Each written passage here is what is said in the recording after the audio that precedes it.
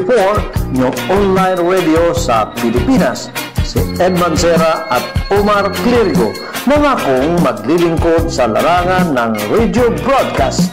Isang oras na talakayan, isang oras na balitaan, isang oras na komentaryo. Saktong-sakto lang ang mga komentaryo at balita tuwing araw ng Sabado at Linggo, alas 9 ng umaga. Saktong-sakto lang ang mga balita, makatutuhanan na papanahon sa... Parakpakan muna, parakpakan. Maraming nagsasaya ngayon, pare. Oo.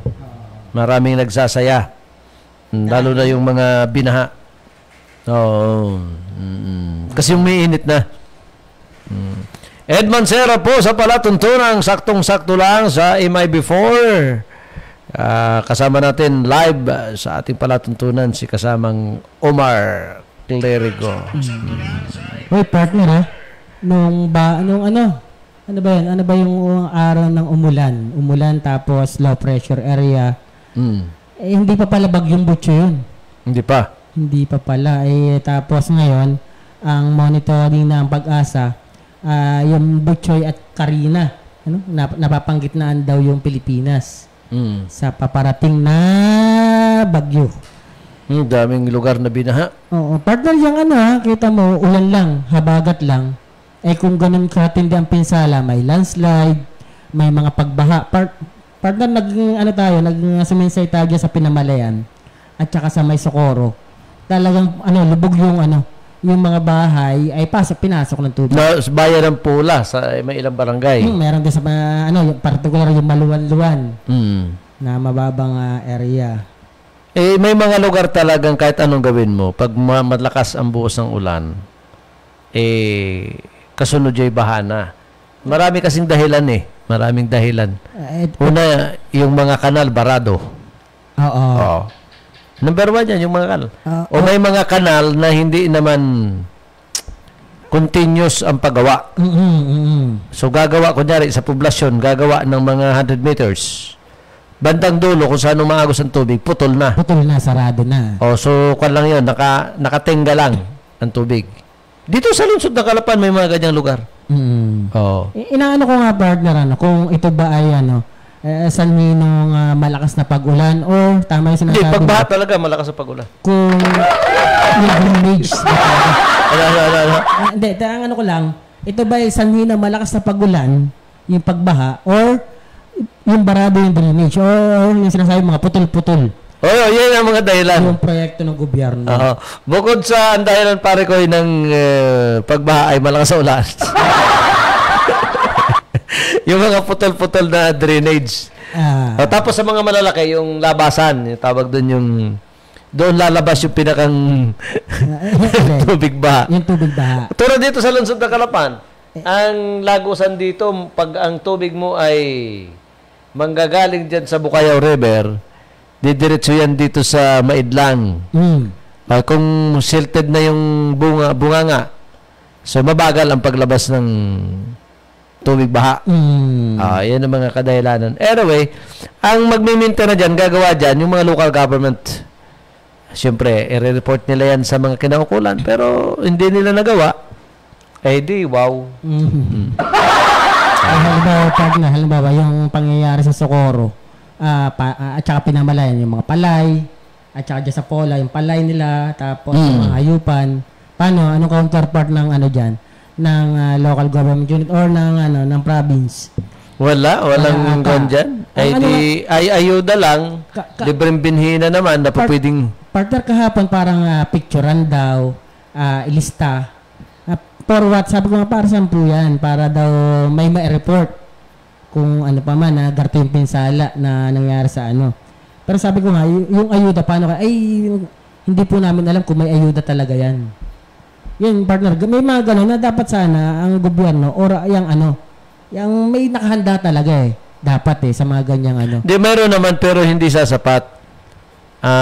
Number 1, pag mga ganyang disaster, relief goods muna. After nyan, report sa barangay, ilan ang pinsala, ano ang kailangan. Yung assessment, kunyari ay kailangan namin ng pananim uli, bibigyan kayo libre. Ayun lang naman ang pwedeng ibigay ng gobyerno. Libreng binhi. Libre binhi. Ano pa pwedeng ibigay? Bibigyan ka ng mga panibagong facilities na naman, harvester. Ano pa pwedeng ibigay ng mga yan? Hindi ka naman pwedeng bigyan ng patubig dahil matubig na. So yan. Ganyan lang umiikot ang buhay ng mga farmers. Pero na dapat hindi ganon. Yun ang laging bukang bibig ng gobyerno. Hindi lang ng local government, kundi local government, yung sinasabi nilang alternative income. Yung papasok na naman dyan, partner, yung tinatawag nilang livelihood. Mayroon na bang mga livelihood na masasabing naging matagumpay talaga? Wala. Walay partner. Kasi ano yung mga livelihood na po pwede mo sa bukid, sa liblib na lugar? Sa mga magsasaka? Yung magsasaka, nakakadalawang ani yan. Nakakadalawang tanim sa isang taon. Yung mga time na nandyan na yung binhi, nandyan na yung kulay green na. Ibig sabihin na italok na yung mga Yan, binabantayan na lang. Ngayon, dapat ang sinasabi nga natin, kailangan may livelihood na program. Yung gobyerno. Sabi ko nga sa'yo, wali. Simple lang, partner, yung mga kapatid nating mga mangingisda, partner, may mga close fishing season. Month ng September hanggang January nga ata. October hanggang January. How many months yan? Almost 3 to 4 months. Yun yung mga yung mga mangingisda ang hanap buhay sa pagdadagat. Ay, partner walang ganun ng ayudang gobyerno. Kaya yung ilang mga kapatid nating mga mangingisda at saka yung mga magsasaka ay napipilitan silang ang kumuha na lang ng halimbawa tricycle, hulugan. Tapos yun na lang ang pinagkakakitaan nila sa time na lalo pa yung mga magsasaka ay nagtatanim o kulay green na yan. Hindi lahat ng mga magsasaka ganun na pwedeng gawin. May mga lan. At yung mga kapatid natin mga mangingisda, ganun na rin lang yung kanilang alternatibong paraan para mabuhay. Lalo pa pag sabi ko nga sa iyo, yung close fishing season na nangyayari sa ating mga kapatid nating mga mangingisda. Walang magandang proyekto o program yung gobyerno. Hindi nga natin alam na simple nga lang, partner, yung simpleng oil spill na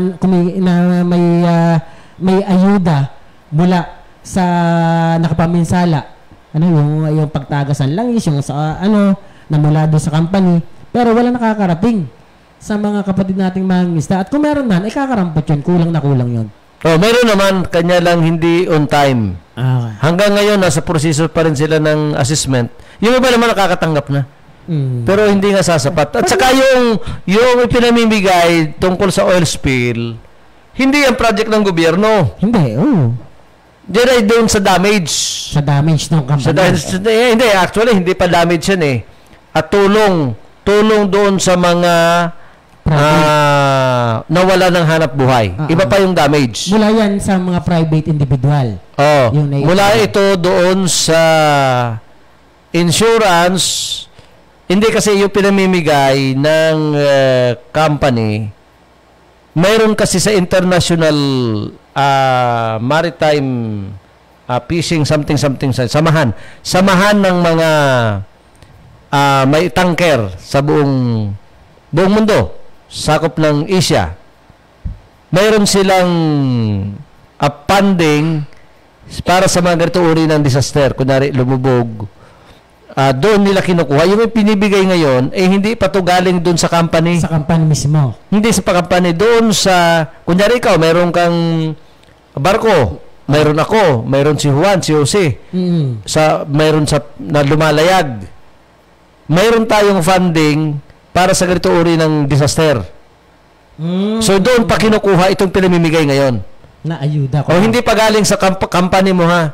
Hindi pa galing sa company mo, kaya Omar Fishing o Omar Shipping Industry. So yung Omar Shipping Industry at Mansera Shipping Industry at Industry na Shipping ni Juan, maglalagay tayo ng pondo Para in case na may mga ganitong uri ng problema, doon natin huhugutin ang i-damage. So hindi pa galing sa yung shipping industry ha. So nililinaw natin. Doon sa association. Yun ngayon ang ipinamimigay dito sa mga nawalan pansamantala ng trabaho dahil sa oil spill. Ibig sabihin, partner, wala pang ng ayuda na nanggagaling mismo doon sa nakapambiktima. Ibig sabihin doon sa Wala pa. Ibig sabihin ito lang ay yung bahagi ng parang ano ba yan, kooperatiba ba yan? Basta't ganun po ngayon. Kalamidad ay kailangang may pondo.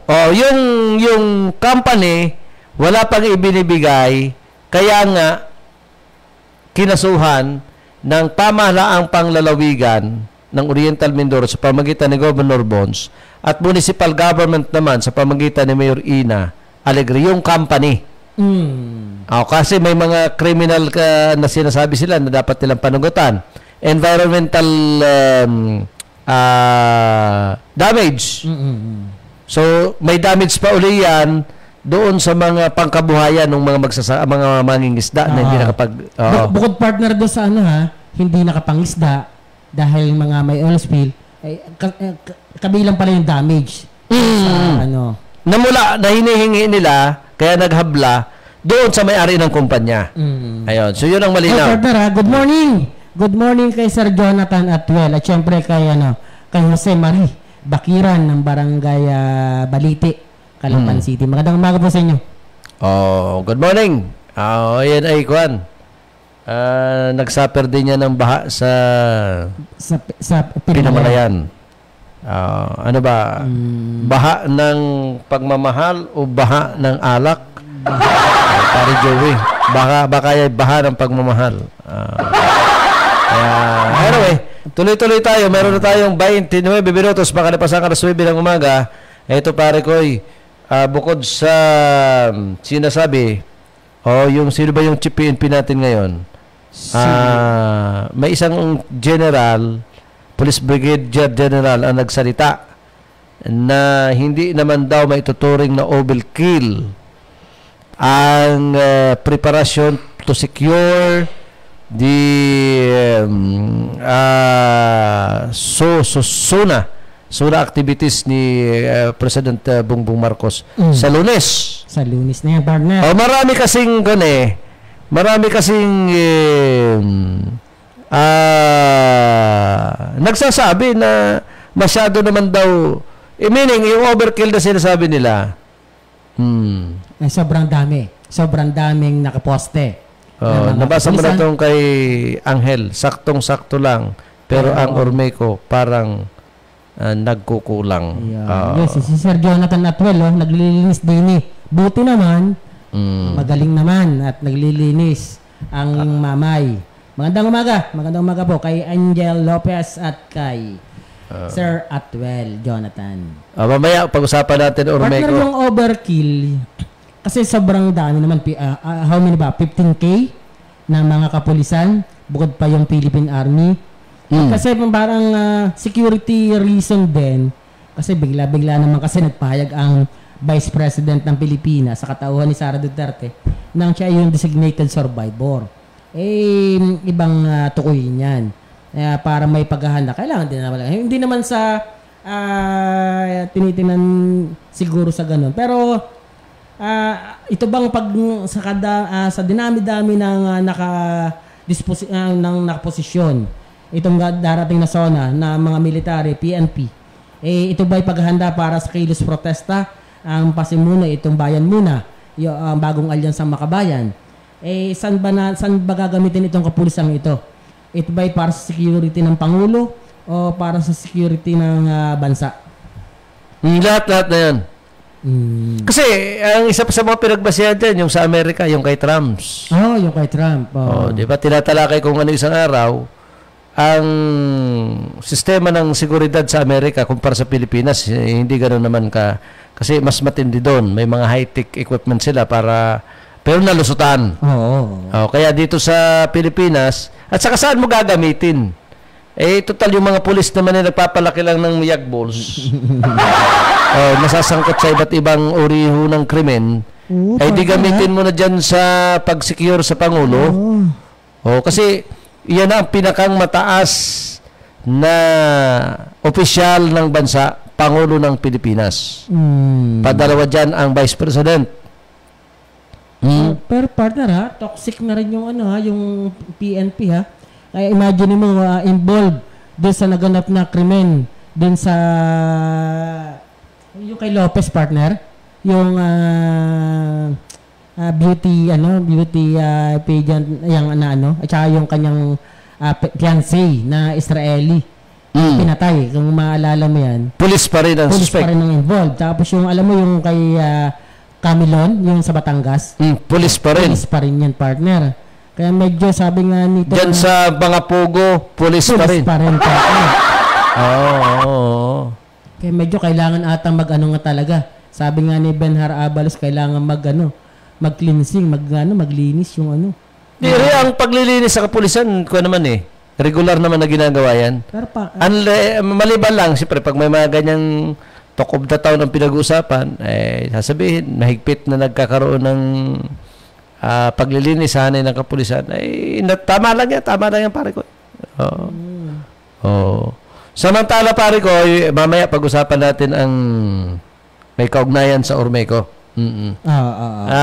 Ito, matindi pa rin ang bangayan ni Kuan.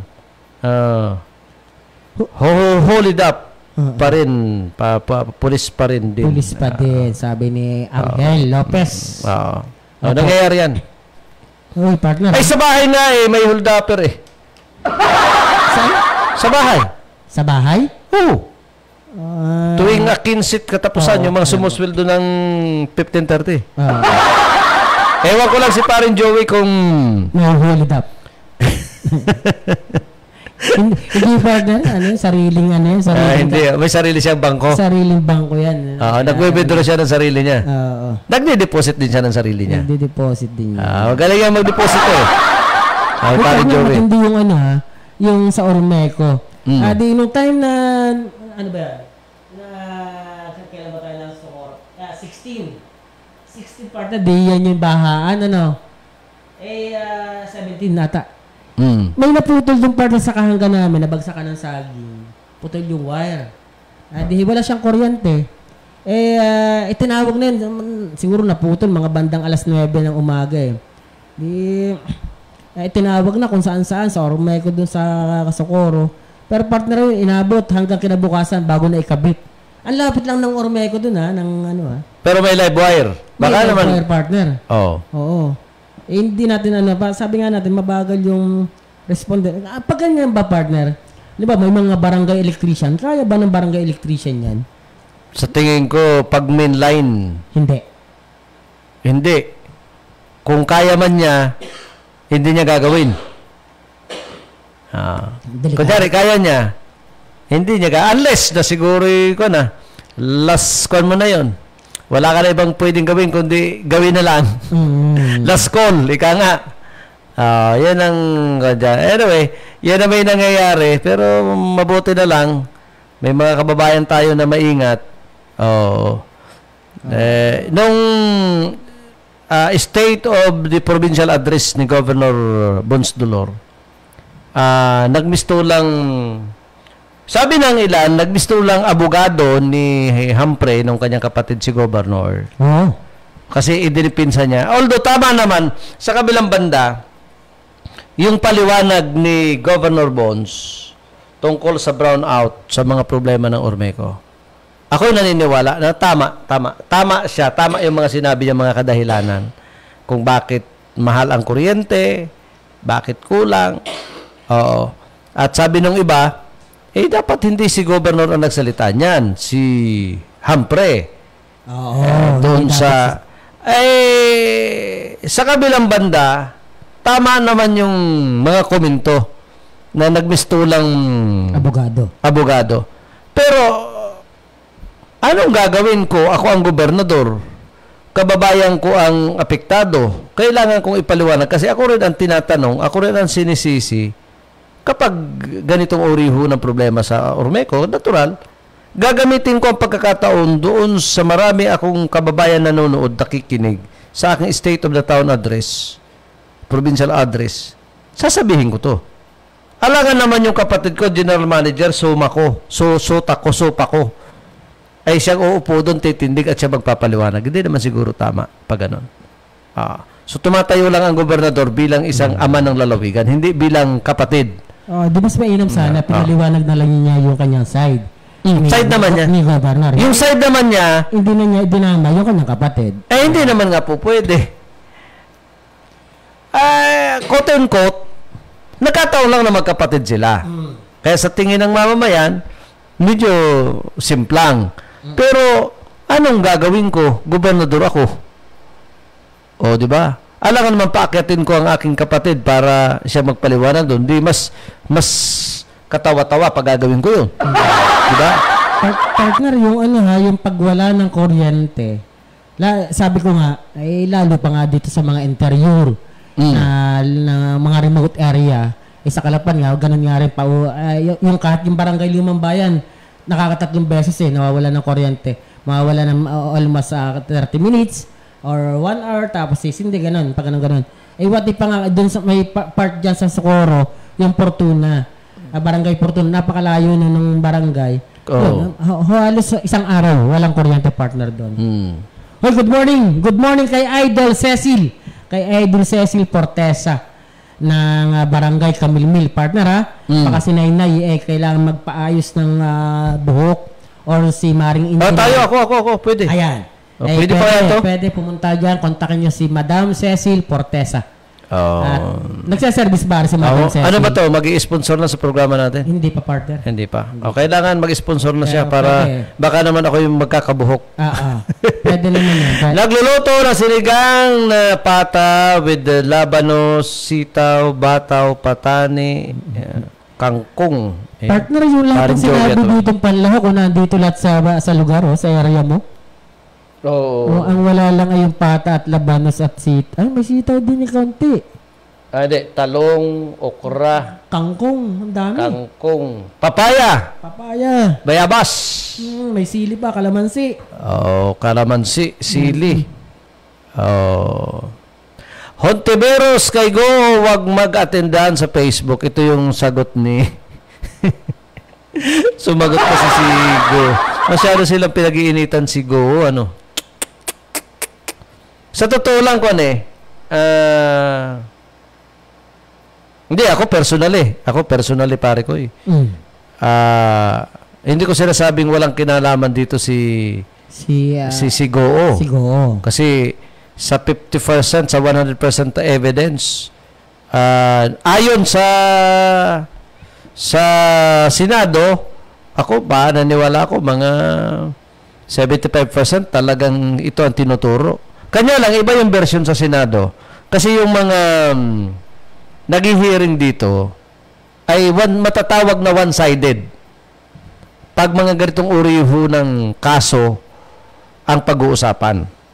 Kasi ito ay may halong politika. Kumpara sa korte. Sa korte, baka magkakabayaran lang yun. Dito sa Senado, minsan makikita mo naman talagang winawasak. Pero partner wala namang immunity yan para doon sa yung mayor. Pero kung ako sa kanya, lulutang na ako. Punta ako sa Senate para ipaliwanag yan. Ngayon, kasi nasa proseso yan Hindi nga Proseso pagkatapos ng hearing sa Senate, itaas sa Supreme Court, doon ka magpaliwanag, Mr. Madam Mayor Go, para depensa yung sarili mo. Pero kung sasabihin yung ginagawang investigasyon nitong si Hontiveros at saka nito si Gatchalian sa kanya, kay Bamba Mayor Alice Goo sa Senate, wasto lang partner Tama lang Ngayon, ang simple nga lang depensa mo yung sarili mo. Yun na nga yung pagkakataon mo para ipaliwanag mo yung side mo at maraming nanonood maraming nakikinig.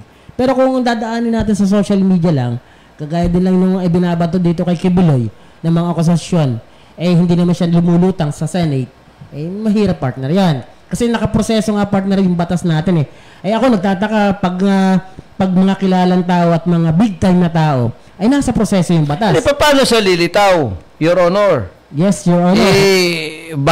Baha sa aming farm. Diba? May ESF sa aming farm. Partner. Lumaki ako sa farm. Sabi sa balita, mga kababayan, pinaalala ni Senator Risa Hontiveros kay suspended na Bamban Mayor Alice Guo na hindi katumbas ng attendance sa Senado ang mayat-maya nitong pagpo-post sa social media, lalo na sa Facebook. Ginawa ni Hontiveros ang paalala matapos mag-post na naman sa Facebook si Guo tungkol sa hindi niya pagdalo sa hearing ng committee na pinamumunuan ni Hontiveros tungkol sa isyong may kinalaman sa Philippine Offshore Gaming Operators o POGO. Mayor Alice Go Huangping, mas marami pa kayong post sa Facebook kaysa sa attendance sa Senate hearing. Attendance before the Senate hearing is the adherence to the rule of law, ani Hontiveros. Hindi rin aniya magkakaroon ng peace of mind siguro kung palagi itong iiwas sa mga tanong. Pinaalala rin ni Hontiveros na iimbitahan siguro ng Senado dahil sa mga isyu ng POGO na hinayaan niyang lumawak sa nasasakupang lugar. Nagsinungaling ka tungkol sa koneksyon mo sa POGO, nagsinungaling ka tungkol sa pagkatao mo, at naka-login mo sa Facebook, may bago ka na namang iniimbento. Huwag kayong mag-alala, hindi kami fixated sa iyo o allergic lang kami sa mga sinungaling, ani Hontiveros, pare ko. Samantala, ayon pa sa balita, pare. Nasa 58% ng mga pamilyang Pilipino ang kinukonsidera ang sarili sa mahirap. Batay sa survey na ginawa ng Social Weather Station noong Hunyo 12, 12 puntos ito na may mataas na kumpara sa 46% na itala noong Marso 2024. Pinakamataas din ito mula sa 59% na naitala noong Hunyo 2008. Tinatayang nasa 19 milyong pamilyang Pilipino ang nagsasabing self-rated poor noong Hunyo 2024. Mas mataas sa 12.9 milyon noong Marso 2024. Nasa 12% ng pamilya naman ang ikinusundera ang sarili na borderline poor, habang 30% ang hindi kinukonsidera ang sarili na mahirap. Self-rated poverty was highest in Mindanao at 71%, followed by the Visayas at 67%, Balance Luzon at 52%, and Metro Manila at 39% saad ng SWS. Sabi ng self-rated poor families, kailangan nila ng 15,000 monthly budget para hindi may konsidera ang sarili na mahirap. Isinagawa ang survey noong Hunyo 23 hanggang July 1 gamit ang face-to-face interviews sa 1,500 adults. Oy, partner, yung kahirapan na yan, ha? Sa 10 partner, yung huli, yung ayon doon sa survey ng SWS survey din. Parang sa 10 tinanong, 6 ang nagsasabing mahirap sila. Partner, mahirap ipaliwanag ng Pangulo yan sa zona niya. Sa darating na Monday. Kasi yun ang hinihintay nga natin sa zona ng Pangulo ay masabi niya kung ano talaga yung dahilan ng kahirapan ng bansang Pilipinas. Dito ko naman nila ang dahilan kung bakit hindi lang masolusyonan. Hindi lang sabihin. Hindi lang masolusyonan. Number 1 dyan, ang ako naniniwala na number 1 na sanhi yung pagnanakaw ng nasa pamahalaan korupsyon. sa kaba ng bayan. Kasi kinuha mo ninakaw mo kunyari ang project. Di ba? Alam naman natin yung mga infrastructures project na yan. Nasa halip sana panibagong project. Sana pang-ayuda. Ang nangyayari, binubulsa na lang. Kasi, yung mga farm to market roads, kunyari, para sa mga magsasaka, para mabilis na mapadala sa bayan ang kanilang mga itinanim, mga inani. Kung mayroong, kunyari, 100 meters na concreting, dahil sa pagnanakaw ng mga dinadaanan nito, baka 50% na lang sa 100. O, di may problema ka pang 50% na hindi simentadong daan. Ay, hindi lang yan. Simpleng kon lang yan. Kasi may nakausap ako sa kabuuan ng pera ng Pilipinas, kung ilang billion man yan, 50% yan napapapunta sa wala. Ibig sabihin, hindi talaga napapapunta sa mamamayan. Imagine, halos 50% na nandun yan sa kutong patch. Alam mo, partner, pondo nung DPWH, kunwari ganito, 100 million. Ibig sabihin mo, partner, 50 million na lamang yung talaga naiaan ng project at yung 100 million. Yung 50%, yung 50%. Kasi kung totoo yung lumabas na balita sa regional pa lang, sa 100%, 40% niyan, mapapapunta sa, mawawala yan. Mapapapunta yan sa mga pagdadaanan. SOP. Tulad ng mga sumusunod, partner. Number 1 dyan, siyempre, ako yung kontratista. Kung hindi ako nagkakamali, sa 40%, ang 30% niyan ay mapapapunta sa regional. Kung ilan man sila nagbabahagi dyan. So, may 10% na lang, o 30%. 10% dalaan niya sa congressman. Partner, ayokong sabihin na kalakaran to kasi pag sinabi natin para tayong walang ano. Pero kayang baguhin, partner, yan eh. Tanda mo nung minsan ay tayo nagano, sabi mo nga, kalakaran na yung partner, pero ang sakit isipin, ang sakit pakinggan, na kung kalakaran yan, ay baguhin natin. Kung ganyan yung kalakaran. Sana.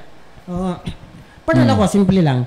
Yung paglagi natin ng konting araw dyan sa may Socorro.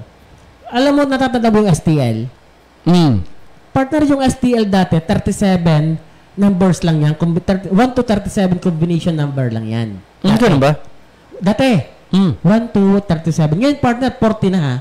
Magdagdag na iba. Bakit? Anong ko dyan? Ang paliwanag, partner, nung isang nakausap kong kabo, ay, kung may in additional na tatlong numero, para dito yan. Yung tataya doon sa more than 37 numbers, doon napapapunta na sa mga anghel. Yan. Tapos, nung nadagdagan nga ng tatlong numero daw, parang, dito daw pupunta yan. Dito, para dito yan. Para dito yan. Dahil panibagong kombinasyon na naman ng number yun eh. Doon na pupunta. Sabi nga, baka dumating pa, sir, ang panahon. Hindi, baka naman yung number na yun, hindi na yun alam ng PCSO. Sila na lang kakaintindihan.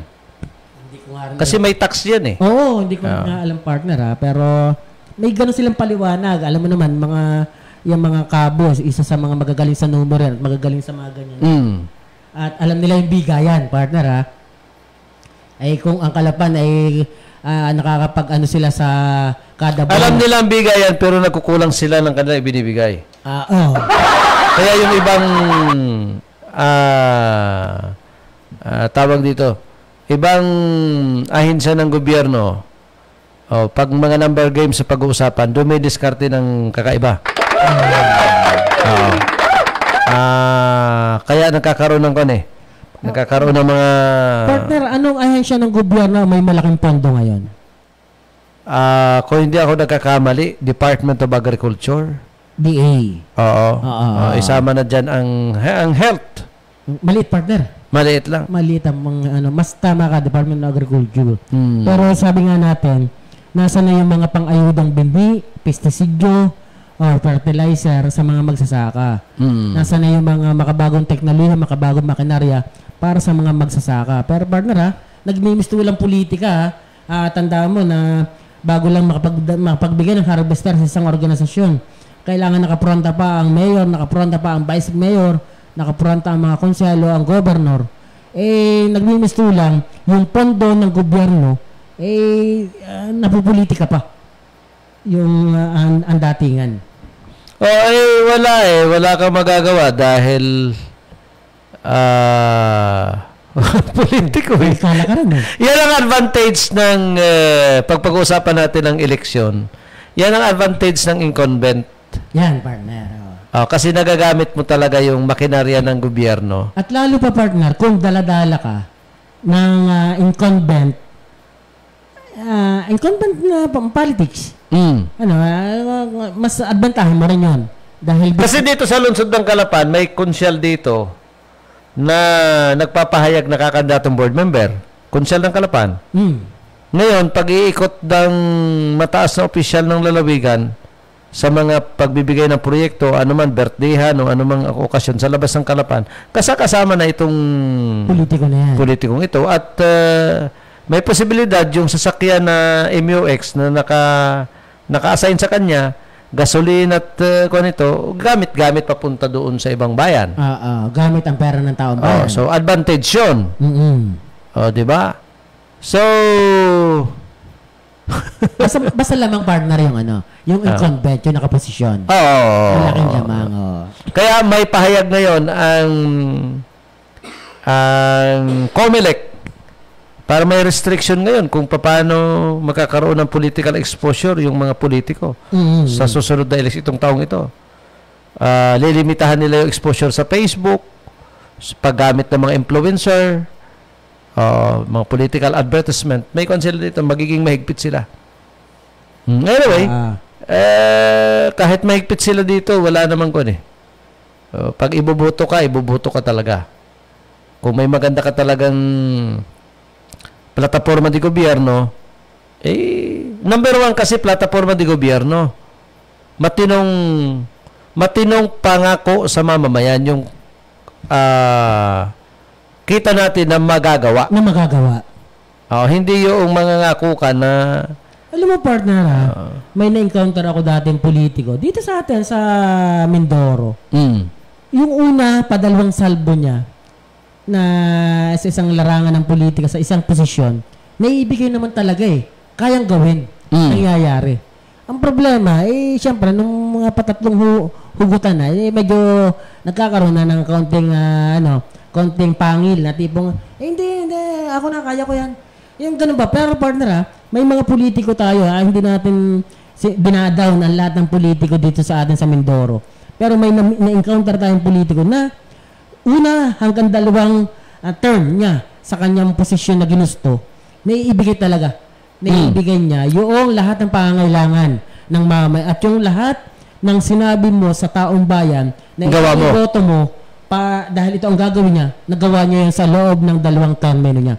Pero sabi ko nga sa'yo, sa last term, hindi niya ginagawa yan. Hindi niya wala. Karamihan naman sa ganun. Kaya minsan sa last term, paugoy-ugoy na lang yan. Ay, ang problema, tumaas ang kanyang posisyon, tumaas ang kanyang ambisyon, hindi nga nangyari yung tumaas ang iyong ambisyon, tumaas ang iyong posisyon para sa paglilingkod sa bayan, hindi mo naman nagawa yung last term mo. Pero sinasabi ko may mga politiko pa rin tayo na kayang gawin yung lahat ng pangangailangan ng mga mamamayan. Kasi ang number 1 lang naman yan, paano mo imamaniobra ang pera ng taong bayan. Kailangan imaniobra mo to, ibigay. Partner, may mga politiko na wala akong nararamdaman. Number 1 dyan, pare ko. May nagawa ba? Kunyari, sa lungsod ng Calapan, ang daming pera ng gobyerno, ng city government. Magtatapos ng taon. O di next year, ibang budget naman.